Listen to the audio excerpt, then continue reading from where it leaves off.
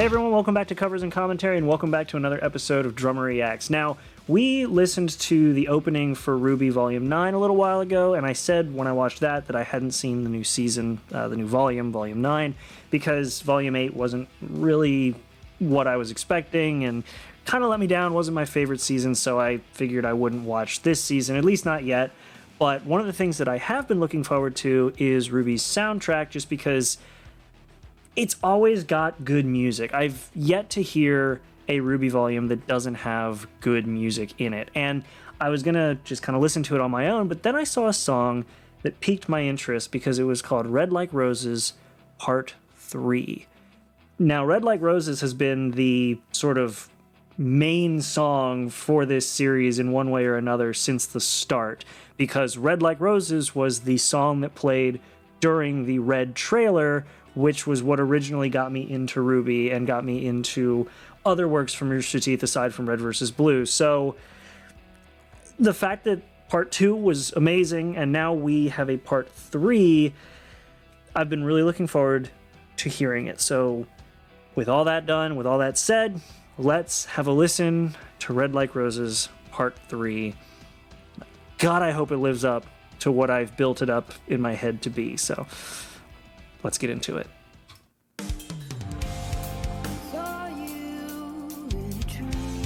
Ooh.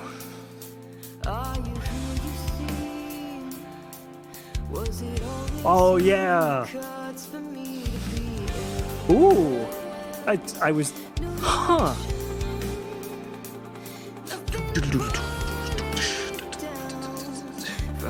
Okay. So what they're okay, that's already interesting. That's already an interesting thing they're doing here. So what is happening, or what they are doing, is playing. They're playing on 16ths on the hi-hat, and instead of going with the snare drum hit in every single section, every single bar like you would think to do, they're spacing it out a lot, which really gives the track, this opening part of the track, room to breathe, and kind of lets the rest of the guitar and the backing track kind of breathe out a little better, which works really well. So anyway, just wanted to point that out. That's really nice.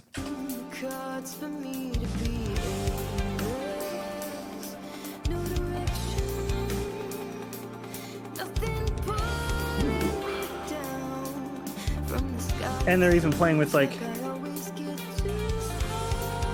they're playing with some of the bells on the cymbals.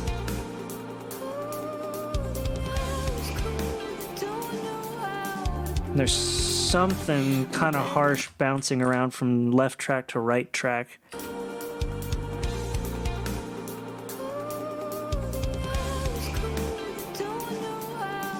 Huh.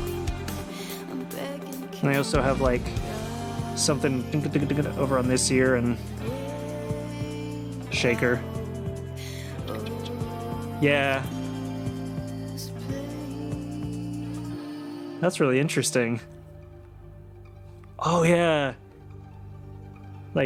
Violin picking in the back? That's really nice. I like that. Come on, drop it, drop it, drop it.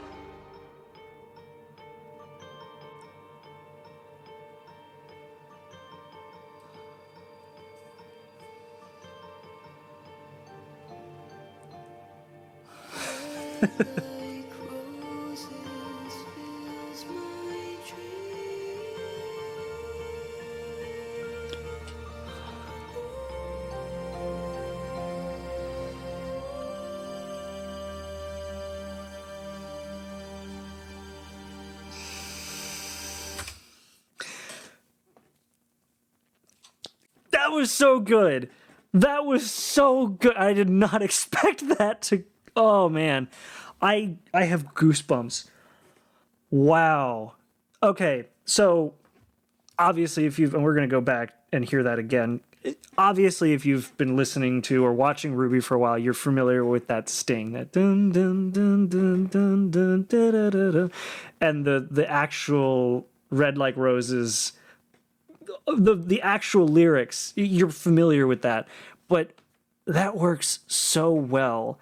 And It reminds me of something. So one of the composers for the Halo series, Marty O'Donnell, back with the original Bungie trilogy, one of the things that he talked about a lot when it came to composing music for a long-running series, or especially with Halo, with like the trilogy, is he I believe he coined the term called emotional equity, and what that means is that you have themes, things that sound familiar or sound like something else that would pull on the emotions and the memories of somebody who's hearing this new track for the first time. So this really works with the emotional equity that people might have with the RWBY series, because it is exactly what we first heard in that Red trailer that broke the internet for a couple weeks when Monty posted that, where you're hearing those exact lyrics, that exact musical scoring.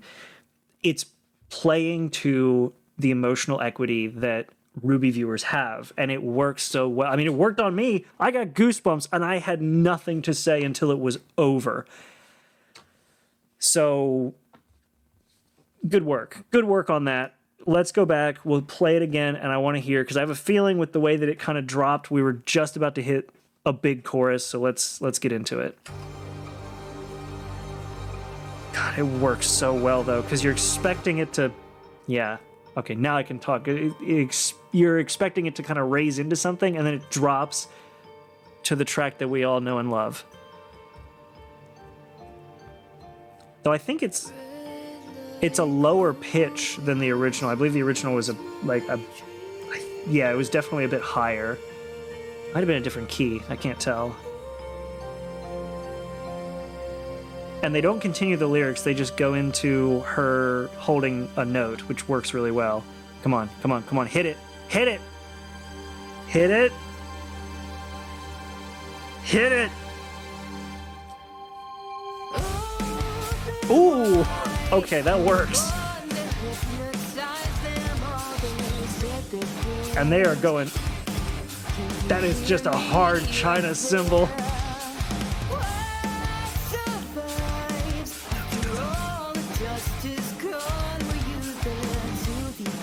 God, and Casey Lee Williams has just an amazing voice.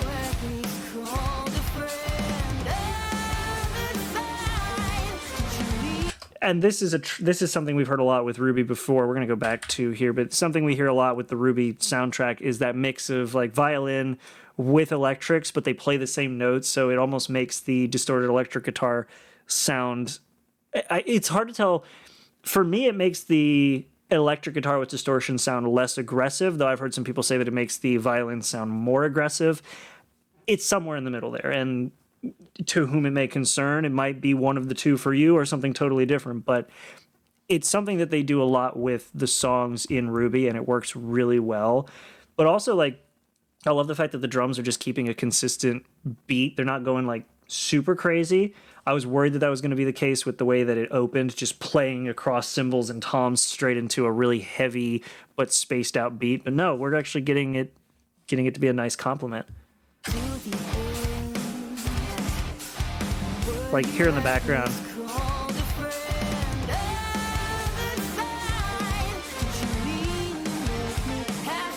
Yeah.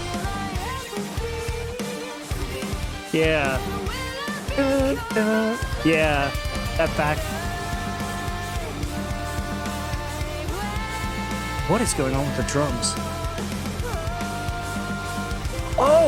Oh, that's really cool. Okay, so we're going to go back a bit. So it sounds like what they're doing is whoever's playing is keeping the beat on the Crash Ride. Is that Crash Ride or China? One of the two. It's just keeping time on one of the cymbals. And then with the snare drum doing a really light ba ba ba ba ba ba. And he's like spacing it with like da da da da da da. So you get this nice sort of fill, but you're not having an over-aggressive snap from the snare drum each time. You're getting a nice sort of smooth roll in the snare drum while the rest of the track goes around it, and it doesn't leave any gaps, so it lets it feel not busy, but definitely full, which is nice.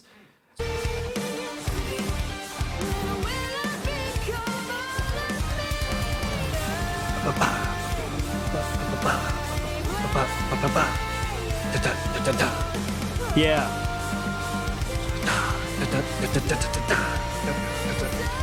Yeah.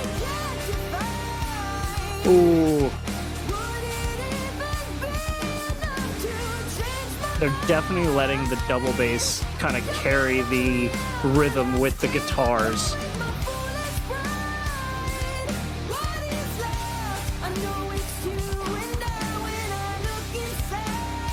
It's very staccato. The whole thing is very like, or not staccato, syncopated, that's the word.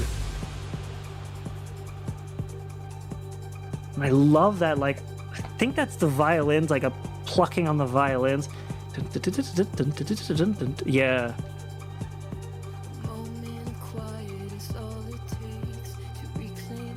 God, her voice is so good, the range. Ooh, got some sort of hum in the background. Oh, interesting. Sorry, I had to pause again because so they're also earlier this week we listened to Nate Wants to Battle's song "To Let Go," and they did something similar where it was an octave difference that was sort of distorted. In the case of Nate Wants to Battle, it was a higher octave with a distortion or a fuzz to it. In this one, I don't think it's got a fuzz to it, but it is a pitch drop. So it's an octave or two down, but it's pitched lower. So it has a more ominous sound. That or it's a male singer doing the same thing. It's hard to tell because it's in the background. It's mixed to be not the focus, but I noticed it and it sounds really good. Yeah, so if we inspired the fairy tale. Yeah.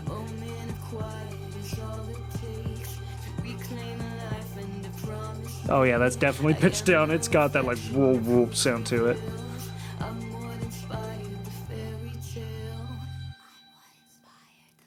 Ooh, I love when they do the whispers. Ooh. That is very different.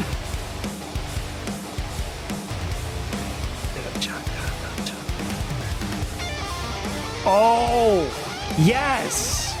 We get the just crazy guitar solo.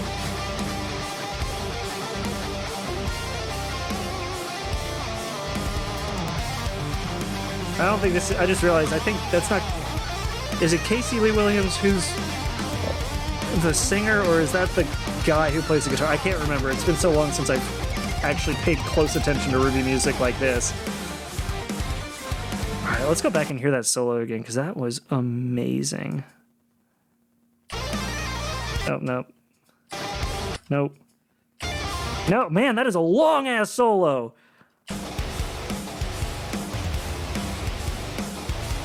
Here we go. Nope. It's a long solo, and then when I find the start of it, I don't get to the right spot. There it is.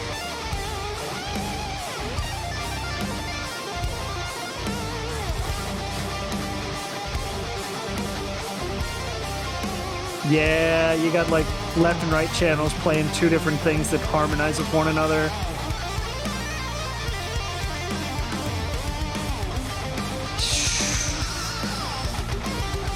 I'm sure somebody let me know in the comments if I mixed up the people who are singing versus composing, but forgive me. Again, it's been a minute since I've paid this close attention for the sake of video. For RWBY stuff, I should say. For RWBY stuff. Ooh, okay, so that's a perfect example, actually.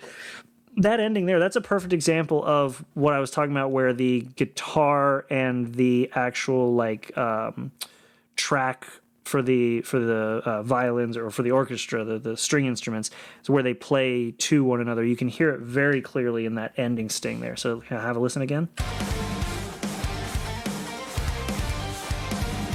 Right here.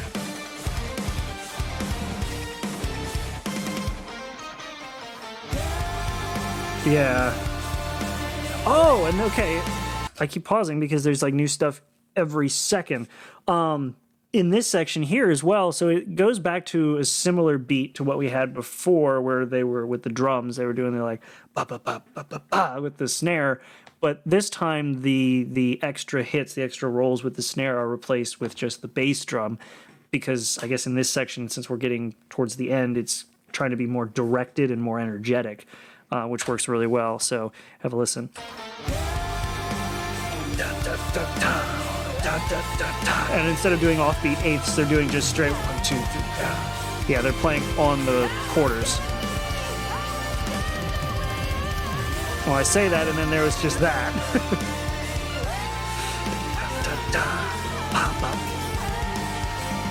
And then we're back to the other beat.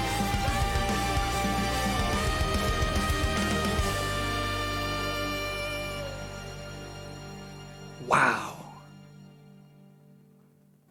Okay.